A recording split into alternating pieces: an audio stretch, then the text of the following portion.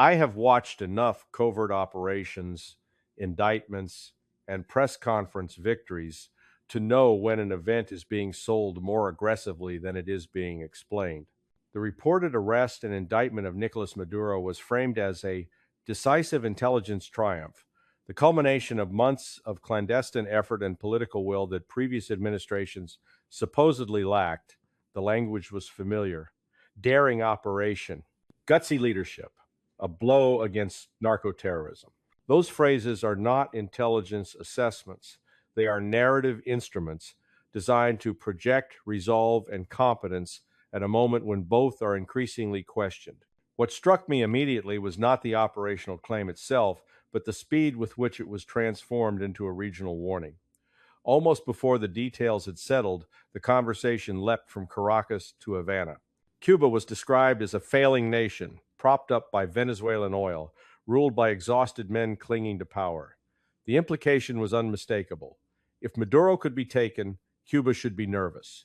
From an intelligence perspective, that leap tells you more about Washington's mindset than about conditions on the ground in either country. I spent years watching how intelligence successes are packaged to compensate for strategic drift. When policy lacks a coherent long-term framework, discrete events are inflated into proof that the system still works. The problem is that intelligence does not operate in isolation.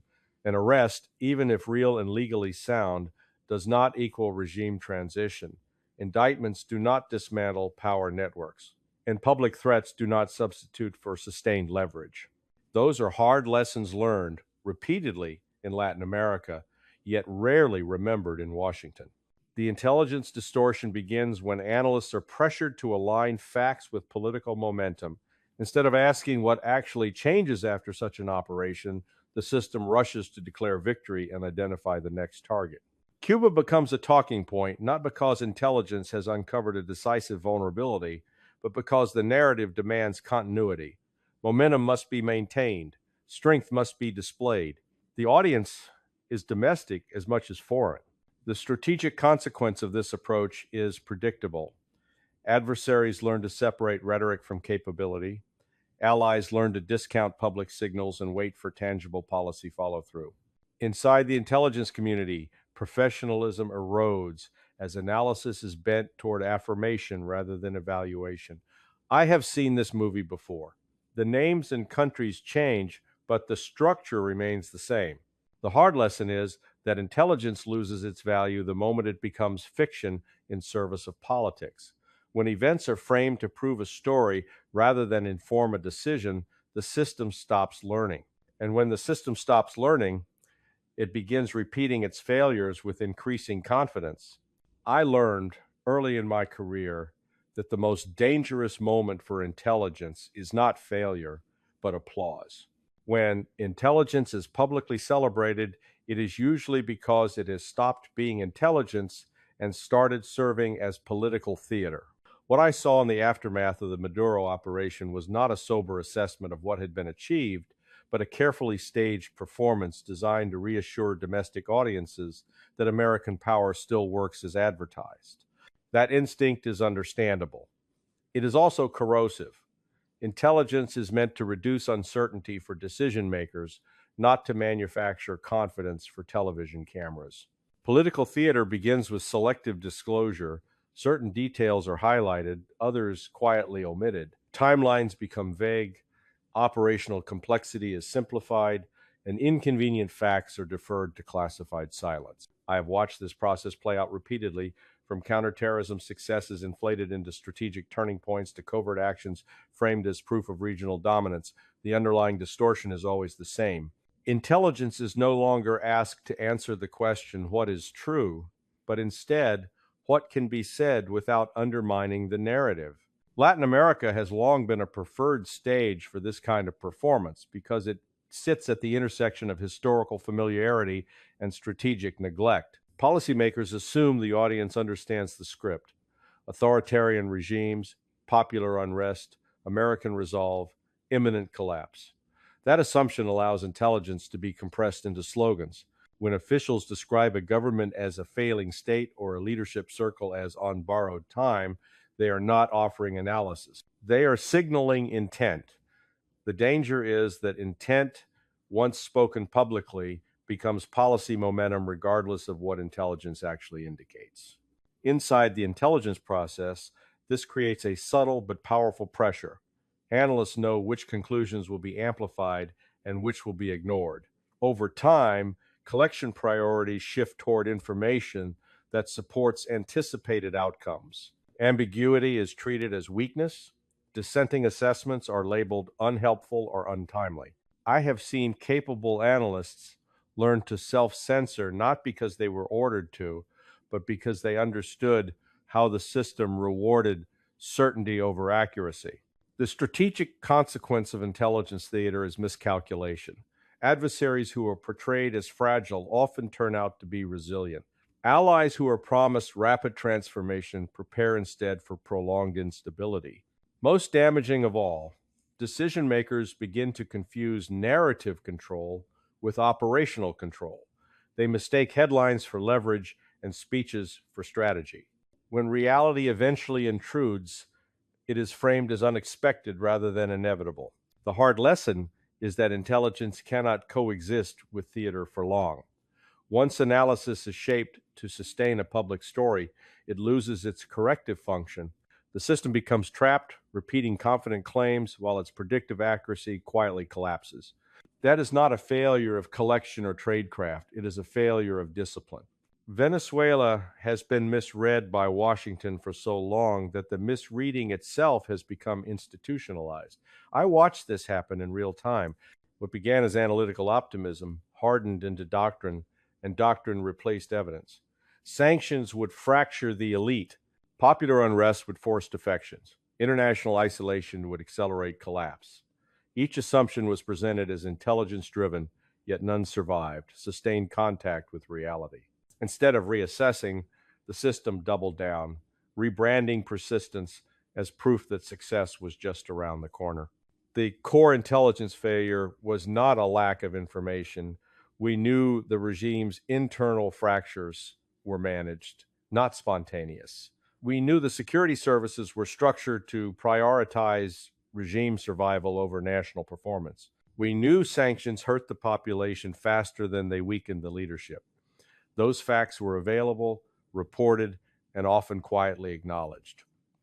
What changed was how they were weighted. Intelligence that contradicted the desired outcome was treated as tactical noise rather than strategic signal. Over time, Venezuela became a strategic mirage. Every protest was framed as the beginning of the end. Every election was described as the last fraud before collapse. Every external pressure was portrayed as cumulative and irreversible. None of this was supported by empirical indicators of regime disintegration. Power networks adapted. External partners filled economic gaps. The state narrowed its priorities to control rather than legitimacy. From an intelligence standpoint, this was not surprising. From a policy standpoint, it was unacceptable because it implied limits on American influence. The strategic consequence was paralysis masked as activity. Sanctions expanded without clear metrics for success. Diplomatic recognition shifted without altering facts on the ground. Covert signaling replaced overt strategy. When nothing changed, the explanation was never flawed assumptions. It was insufficient pressure, insufficient resolve, insufficient time. That logic is fatal to intelligence integrity because it turns analysis into a justification engine rather than an evaluative tool. The recent framing of Maduro's arrest as a decisive rupture fits neatly into this pattern. It offers a momentary illusion that the mirage was real after all. But intelligence professionals know better. Removing an individual does not dismantle a system that has been built to survive isolation and pressure. Power vacuums are not self-correcting, they are contested. Without a credible transition framework grounded in local realities, the outcome is instability, not alignment. The hard lesson Venezuela teaches is that intelligence failure does not always look like surprise. Sometimes it looks like confidence that refuses to adjust. When policymakers fall in love with a storyline, intelligence becomes the stagehand keeping the set upright. The mirage persists until the cost of maintaining it exceeds the value of admitting error. Cuba has occupied a peculiar place in American intelligence culture, less a country than a fixed idea. For more than 6 decades, Washington has predicted its imminent collapse with a confidence that defies the historical record. I have read the estimates, the cables, the interagency briefs that insisted demographic pressure, economic exhaustion, or leadership transition would finally bring the system down. Each cycle produced the same conclusion, and each time reality declined to cooperate. That persistence is not accidental. It reflects an analytical failure rooted in ideology rather than evidence. The myth begins with the assumption that economic hardship naturally translates into political surrender. Intelligence reporting has repeatedly shown that Cuban state control mechanisms prioritize resilience over growth. Scarcity is managed, dissent is contained, and external pressure is reframed as external hostility. From an intelligence perspective, this is not mysterious. It is textbook regime survival behavior. Yet, policy-driven analysis consistently treats hardship as a countdown clock rather than a stabilizing mechanism. When the clock fails to expire, analysts are told to reset it, not question the premise. The renewed rhetoric toward Havana following events in Venezuela follows the same script. Cuba is labeled a failing state dependent on Venezuelan oil, led by men portrayed as exhausted and illegitimate. None of that is entirely false. It is also incomplete. Intelligence assessments that focus narrowly on economic indicators, while discounting institutional continuity, miss the central variable: control. The Cuban system has never optimized for prosperity. It has optimized for endurance. That distinction matters, and it is routinely ignored when intelligence is bent to support coercive signaling. The strategic consequence of this misreading is predictable escalation without leverage. Public warnings substitute for private influence. Sanctions harden attitudes rather than fracture elites. Intelligence that suggests limited impact is sidelined because it undermines deterrence messaging. Over time, the system convinces itself that the absence of collapse is temporary, even as decades pass. This is not analysis. It is ritual. What concerns me most is how easily Cuba is reinserted into the narrative as the next domino. That language betrays a Cold War framework that intelligence professionals should have retired long ago. The geopolitical environment has changed. External patrons diversify. Information flows adapt. Regional dynamics no longer hinge on a single axis of influence.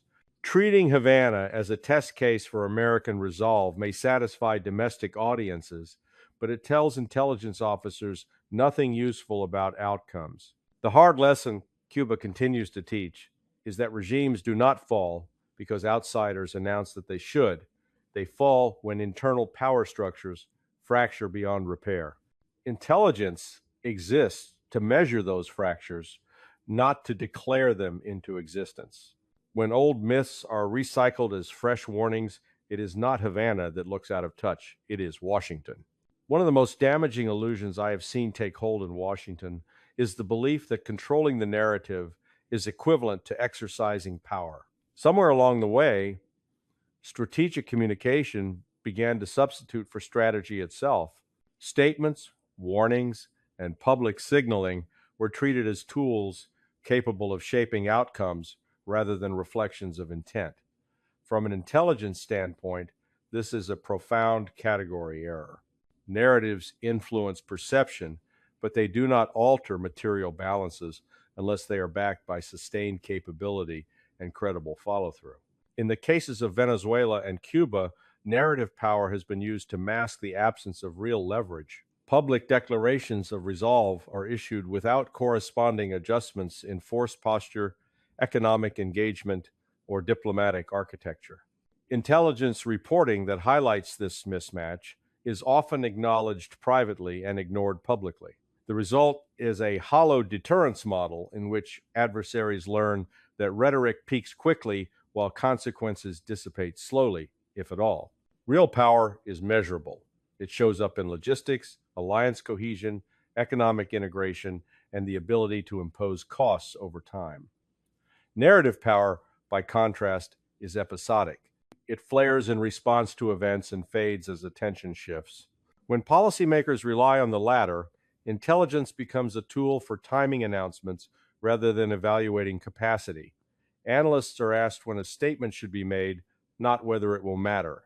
That inversion erodes the core function of intelligence as a constraint on wishful thinking. The strategic consequence is that adversaries adapt faster than the narrative cycle. They learn to absorb public pressure while reinforcing internal controls.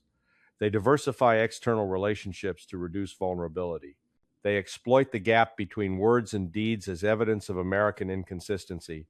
None of this requires sophisticated intelligence on their part. It requires only patience and pattern recognition. Meanwhile, allies observe the same gap and quietly hedge, reducing their reliance on American guarantees that appear increasingly performative. From inside the system, this dynamic produces a dangerous feedback loop. Each narrative failure generates pressure for a stronger narrative response. Language escalates because substance does not. Intelligence assessments that warn of diminishing returns are reframed as defeatism. The system becomes louder and less accurate at the same time. I have seen this progression before, and it always ends the same way: surprise, followed by denial, followed by retrospective clarity that arrives too late to matter. The hard lesson is that intelligence cannot rescue policy from its own theatrics. When narrative power is mistaken for real power, intelligence is forced into a supporting role it was never meant to play. The damage is not immediate, but it is cumulative. Over time, the gap between what is said and what is possible becomes visible to everyone except those most invested in maintaining the illusion. From an intelligence perspective, credibility is not an abstract concept. It is a measurable variable derived from pattern recognition. States watch what you say, but more importantly, they watch what happens after you say it. Over time, those observations harden into expectations. What concerns me about the repeated use of narrative-heavy operations and warnings is not how adversaries react in the moment, but how they recalibrate their long-term assumptions about American behavior. Allies notice when decisive language is followed by limited action. They notice when sanctions are announced without enforcement mechanisms, when red lines are declared without consequences, and when intelligence claims are celebrated without strategic follow-through. These observations quietly reshape alliance behavior. Cooperation becomes conditional, commitments are hedged, independent channels are cultivated. This is not defiance, it is risk management. Intelligence reporting has captured this shift repeatedly, yet it is rarely integrated into public policy discussions because it complicates the story Washington prefers to tell about itself. Adversaries draw a different lesson. They learn that American attention is episodic and that political cycles matter more than strategic patience. They test boundaries incrementally, confident that each test will be met with rhetoric calibrated for domestic consumption rather than sustained pressure. Over time, deterrence erodes, not because power disappears, but because its use becomes predictable and constrained by narrative needs. Intelligence assessments that highlight this erosion are often labeled alarmist until events force a reassessment that arrives years too late. The damage compounds in a multipolar environment. When American credibility weakens, alternatives emerge. States diversify partnerships, not necessarily out of ideological alignment, but out of practical necessity. Intelligence professionals understand this as structural adaptation, yet policy discourse often frames it as betrayal or malign influence. That framing obscures the real issue. Credibility is being spent faster than it is replenished. What troubles me most is how little institutional memory seems to matter. The same patterns that preceded earlier strategic failures are repeating, dressed in updated language but driven by the same assumptions. Intelligence warnings are acknowledged, filed, and then overridden by the need to project confidence. The system rewards reassurance over realism, even as evidence accumulates that reassurance no longer persuades the intended audience. The hard lesson here is unforgiving. Credibility is not restored by louder claims or sharper warnings. It is restored by alignment between analysis, decision, and action. When intelligence is sidelined in favor of narrative management, credibility decays quietly but relentlessly. By the time the decay becomes visible in policy outcomes, the cost of reversal is far higher than the cost of honest assessment would have been. The final lesson is not new. It is one intelligence professionals once understood instinctively before analysis was repurposed to defend policy rather than inform it. Intelligence exists to impose limits on ambition, not to decorate it.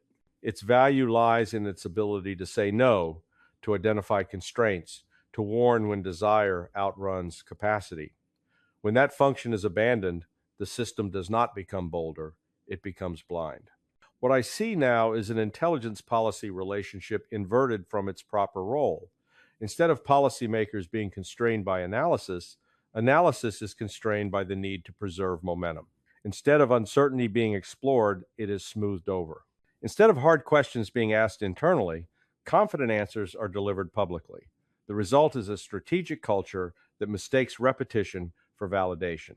If a claim is made often enough, it begins to feel true, even as the evidence erodes beneath it. The collapse of the American strategic narrative did not begin with a single war or a single operation. It began when intelligence stopped being treated as a discipline and started being treated as a resource to be managed. Once analysis is expected to support predetermined outcomes, it loses its corrective power. Failures are no longer signals to adapt, but obstacles to be explained away. The system becomes self-referential, citing its own prior assertions as evidence while discounting contradictory data as noise. This is how intelligence becomes fiction, not through fabrication, but through selection. Facts are not invented, they are curated. Context is not denied, it is deferred. Over time, the curated story becomes indistinguishable from belief. When reality intrudes, as it always does, the response is not recalibration but escalation. Stronger language, sharper warnings, new targets. The cycle continues, each iteration further from the original analytical ground. The hard lesson intelligence forgot is that power is finite, patience is required, and credibility is fragile. No amount of narrative control can substitute for strategic coherence. No public warning can compensate for private confusion. And no intelligence system can remain effective once it is judged by how well it reassures rather than how accurately it predicts. If there is a path back, it begins with humility, with the willingness to let analysis unsettle policy instead of affirm it, with the recognition that admitting limits is not weakness, but discipline. Intelligence does not fail when it delivers uncomfortable truths. It fails when those truths are no longer welcome. That is the collapse we are living through now, and it will not be reversed by another headline, another warning, or another carefully staged victory.